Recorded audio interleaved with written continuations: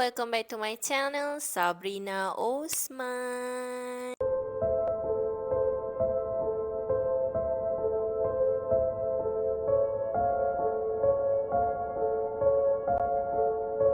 Hari ni aku nak tunaikan permintaan seorang follower aku kat TikTok tentang cerita hotel Casuarina Inn yang berada kat Taiping, Perak. Actually, sebelum ni, aku tak pernah tahu pun cerita tentang hotel ni. Sampailah ada salah seorang follower aku, dia request kat TikTok suruh buat cerita ni. So, aku pun buatlah research pasal hotel ni. Famous jugalah hotel ni, tapi sekarang bukan hotel lagi sebab dah ditinggalkan lama. Casuarina ini actually hotel bajet yang sangat-sangat gah pada waktu dulu dan terletak kat Taman Tasik Taiping, Perak. Mereka bentuk dia mempunyai seni bina bangunan British. Macam-macam cerita seram dan misteri daripada pengalaman pengunjung sendiri yang pernah bermalam dekat hotel ni tersebar. Mungkin juga sebab keadaan bangunan ni yang sangat seram dan bangunan lama masa hotel ni masih lagi beroperasi. Dengar cerita hantu kat sini suka pindah-pindahkan pelanggan hotel disebabkan kabar angin tentang cerita seram dan misteri semakin tersebar luas.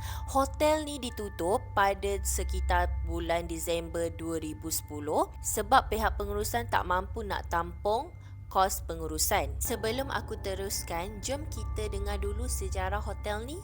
Kalau korang nak tahu, Casuarina ini adalah tempat sebagai rumah rehat untuk kegunaan pegawai British masa diorang jajah Malaysia yang dulunya dipanggil Tanah Melayu sebelum kita merdeka. Dan tempat ni jugalah digunakan sebagai camp dan dom untuk tentera British merehatkan diri dan juga tempat tinggal diorang buat sementara waktu.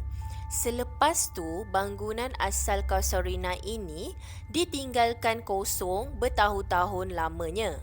Pada 12 September 1972, Kerajaan Negeri Perak dah ambil alih selepas tempat ni ditinggalkan oleh British dan dijadikan sebagai sebuah hotel bajet untuk kegunaan dan kemudahan orang awam serta pelancong. Hotel bajet ni ada 24 bilik standard dan 2 bilik untuk keluarga. Katanya pada tahun 2010 dulu, Casuarina ini dicadangkan untuk dijadikan sebagai tapak permulaan bagi kereta kabel yang menghubungkan Bukit Larut. Tapi projek ni sunyi je tanpa khabar berita dan perancangan tu tak diteruskan lagi. Tak tahulah sebab apa. Okey, tanpa berlengah lagi, jom kita teruskan dengan cerita seram pasal hotel ni. Cerita pertama, berdasarkan cerita-cerita pelanggan yang menginap dekat hotel ni, ramai yang selalu kena ganggu. Lepas tu hantu kat situ ada satu perangai, dia suka pindah-pindahkan orang. Kalau kau tidur kat dalam bilik, tengok-tengok nanti bila dah bangun ada dekat luar bilik pula. Ada satu kisah ni, kawan Mak Syaf, dia suka dengan aktiviti paranormal.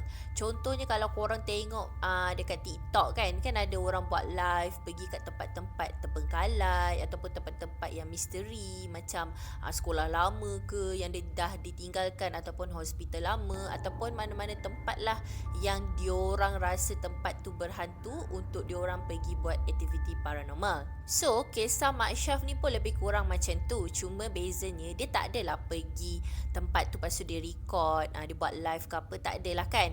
Dia pergi dekat tempat tu untuk merasai sendiri pengalaman dia berada dekat tempat tu. Masa dia pergi tidur dekat sana, hotel tu dah lama dah tak beroperasi. Kiranya hotel tu dah lama ditinggalkan lah. Kawan mak dia ni memang steady habis, memang berani. Dia pergi sana dan cari tempat yang okey sikit untuk dia tidur. So malam tu dia try lah sikit-sikit untuk explore tempat tu, tapi tak adalah jauh-jauh sangat. Dan lepas tu dia start baca Al-Quran untuk mengisi masa lapang. Mula-mula baca okey lagi. Lepas tu dia nampak macam ada bayangan lalu depan dia. Tapi dia tak pandang pun. Dia pandang Al-Quran tu je. Sebab tengah baca kan waktu tu. Masa tu dia relax lagi tau. Tiba-tiba dia dengar macam ada benda kena tarik dekat tingkat atas. Dan dia dah dapat agak akan ada gangguan sekejap lagi. Tapi dia tetap je baca Al-Quran tu sampailah dia rasa macam ada benda pegang bahu dia dan dia terus terkejut. Waktu tu dia dah berdiri. Dia nampak bayangan yang sama. Dia pun berniat nak ikut. Jadi dia pun ikutlah masuk dalam satu bilik tu. Bilik tu tak ada apa-apa pun. Dia nak balik semula ke tempat dia tadi tu kan. Tapi tak jumpa. Lepas tu dia perasan dia duk pusing ke tempat yang sama. Sampailah dia penat. Lepas tu dia rasa mengantuk dan tertidur. Esoknya tahu-tahu je dia dah kat luar hotel dengan barang-barang dia kena campak dekat luar juga. Lepas tu dia terus pergi daripada tempat tu. Untuk cerita yang kedua, hantu menyamar jadi tetamu hotel. Cerita ni diceritakan oleh Pak Cik Syaf. Syaf ni kata hotel ni tutup sebab tak ada orang nak kerja dekat situ dan pelanggan tak berapa nak ada. Jadi kawan kepada Pak Cik Syaf dulu yang kerja sebagai resepsionis kat situ, kena ganggu tu biasa. Setakat loceng kaunter berbunyi sendiri tu dah biasa lah kan. Tapi yang menyebabkan kawan Pak Cik Syaf tu berhenti sebab dia jumpa pelanggan yang sebenarnya hantu. Dia tengok ada satu family ni nak check in. Dia pun layan macam biasa sebab ialah pelanggan kan nak check in. Dah settle check in tu dan dah serah kunci apa semua dekat pelanggan tu, nak gerak ke bilik. Tapi dia perasan yang family ni pelik je tau. Tapi dia biar je lah sebab ialah pelanggan kan, dia malah nak fikir. Lepas je family tu masuk ke bilik, tak lama selepas tu dia orang call untuk room service. Dan owner bilik tu, dia order makanan dalam sejumlah yang sangat banyak. Peliklah juga kan. Tapi lama-lama dia orang fikir tak apalah sebab satu family, normal lah kalau nak order banyak-banyak. Jadi pekerja hotel tu hantarlah makanan macam biasa.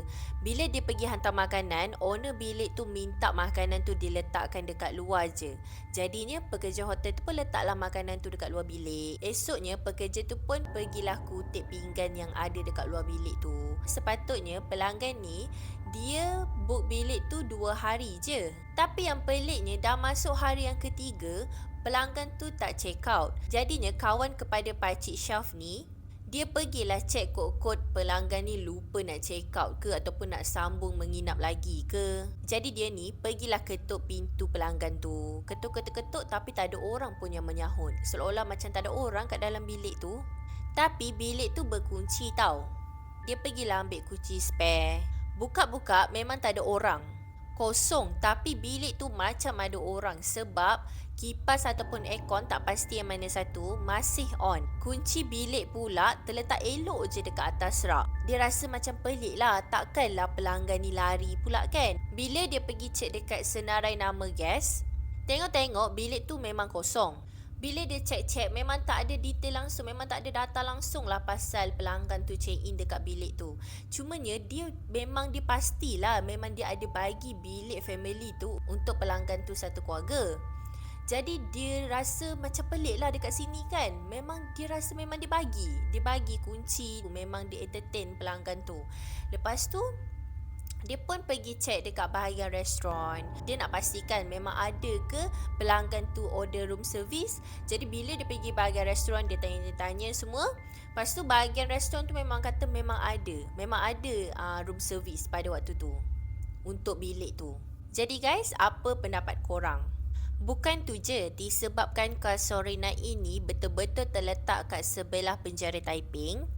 Bila ada banduan yang akan dijatuhkan hukuman gantung, jeritan diorang ni dengar sampai ke hotel tu. Memang seram kan kalau jadi pekerja hotel tu. Aku juga ada terbaca beberapa komen-komen pengalaman-pengalaman orang yang terkena dekat hotel Casuarina Inn tu kan. Pada tahun 2005, ada satu family ni, diorang menginap dekat hotel ni banyak kali jugalah. Cuma 2 kali je diorang terkena gangguan. Dan diorang menginap tu daripada tahun 2005 sampailah tahun 2010 sebelum hotel tu ditutup. Ada satu kali tu, satu family dia ni nak keluar pergi makan malam.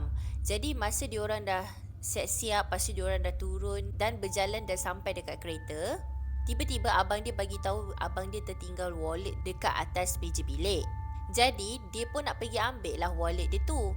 Dan adik dia ni katalah nak minta teman ke. Lepas tu dia cakap tak payahlah, dia pergi sendiri. Lepas 5 minit, abang dia ni berlari laju dengan muka yang sangat cuak. Dan dia terus ceritakan dekat ayah dia yang dia nampak ada benda tidur dekat atas katil berselimut dan nampak kaki orang terjulur keluar. Jadi ayah dia pun ajaklah pergi tengok sekali lagi. Bila pergi tengok tak ada pun.